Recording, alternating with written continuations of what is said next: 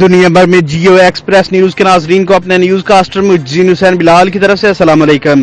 خبر شامل کرتے ہیں منڈی بہاؤدین سے، جہاں ڈسٹرکٹ جناب پبلک سکول و کالج کے 3 ہونہار طلباء نے CSS کا امتحان پاس کر لیا۔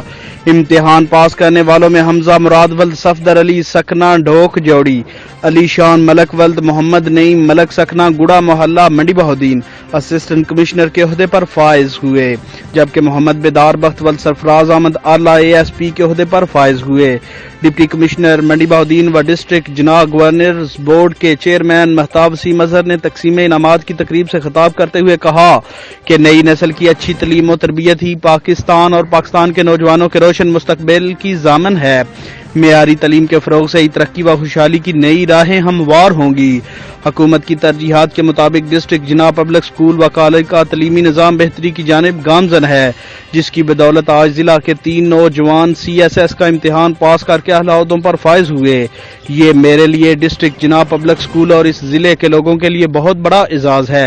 ڈپٹی کمشنر نے ہونہار نوجوانوں، افسروں، ان کے والدین اور اساتذہ کو مبارکباد پیش کی۔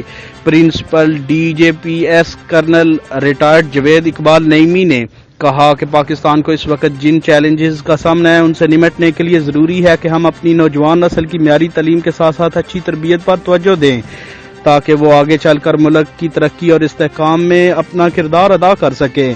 انہوں نے ہونہار افسروں کے لیے اپنی نیک خواہشات کا اظہار کیا۔ کیمرہ مین نوید افضل چرونڈیا کے ساتھ رپورٹ شہد سامل، جیو ایکسپریس نیوز، منڈی بہاؤدین۔